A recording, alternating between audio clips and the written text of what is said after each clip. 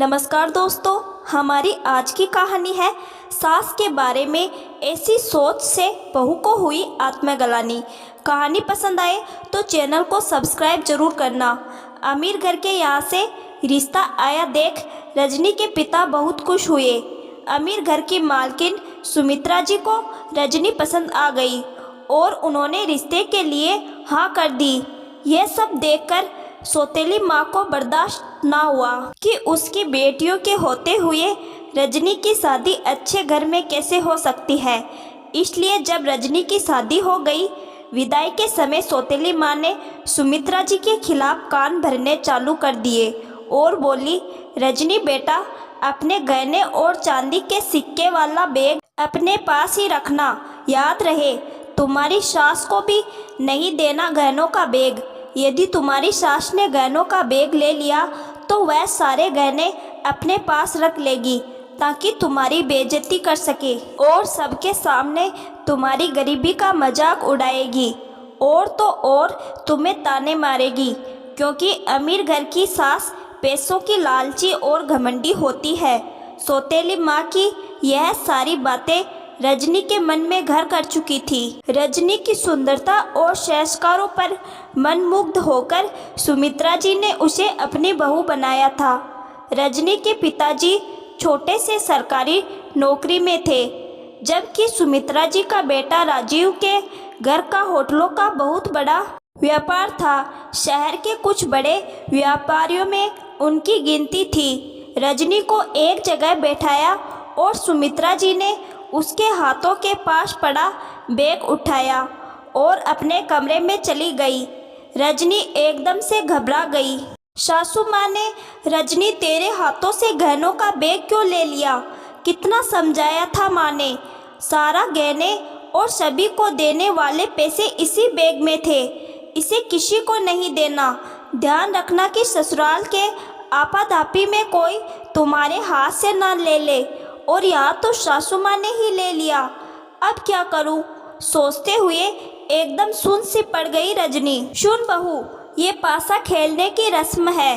देखो, जो इसमें जीता पूरी जिंदगी उसी की चलेगी। बुआ सास ने कहा तो रजनी की तंद्रा टूटी। पासा खेलने की रस्म में वो जीत गई, लेकिन उसके चेहरे पर अभी भी मायूसी थी। सासू माँ ने अभी तक गहने और पैसे वापस नहीं दिए थे। वो क्या करे, कुछ समझ में नहीं आ रहा था। सारी रस्में लगभग खत्म हो गई थी। सासू माँ उसे उसके कमरे में ले गई। बोली, बेटा फ्रेश हो जा, थोड़ा मेकअप भी ठीक कर ले, और यहाँ बिस्तर पर ये दूसरे कपड़े रखे हैं, उसे पहन ले। मैं किसी को तुम्हारी मदद के लिए भेजती हूँ। तैयार हो जाओ, मुँह दिखाई की रस्म हो जाए। रजनी ने हाँ में सर हिला दिया, लेकिन अब वो और परेशान थी। मुँह दिखाई की रस्म के समय ही वो सासू माँ, मुझे वह गहने और वो पैसे उसे घर की सभी औरतों को देने थे।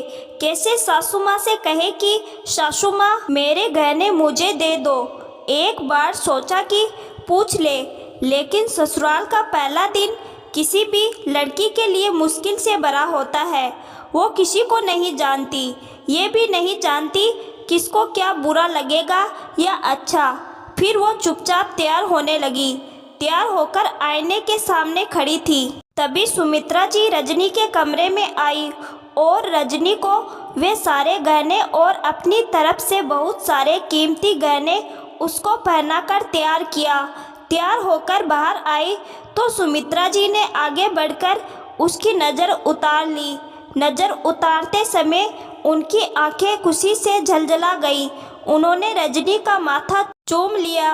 मुँह दिखाई की रस्म शुरू हुई तो सासू माँ ने रजनी का पर्स उसे वापस कर दिया। दादी सास ने रजनी को मुँह दिखाई में सोने के झुमके दिए तो रजनी ने अपना पर्स खोला।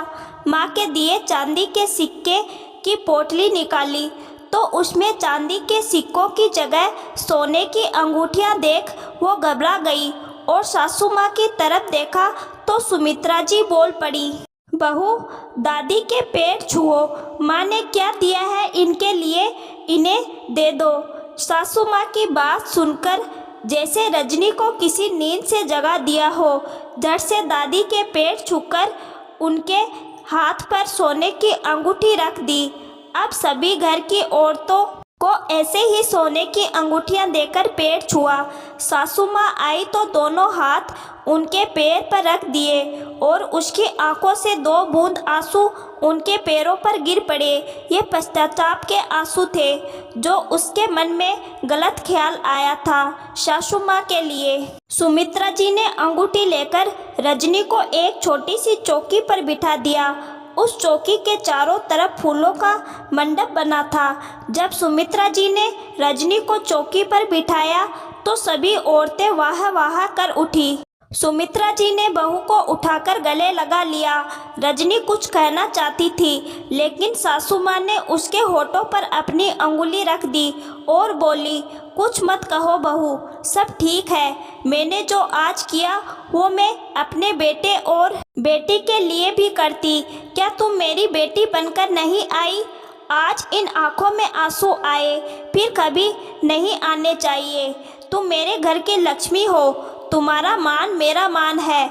हमेशा खुश रहना और इस घर को तुम्हें ही संभालना है। सास को लेकर जितनी भी नकारात्मक बातें थी उसके मन में सासू माँ ने उसे निकाल फेंका। आज माँ बेटी का भी गठबंधन हुआ था जिसे अब रजनी को निभाना था।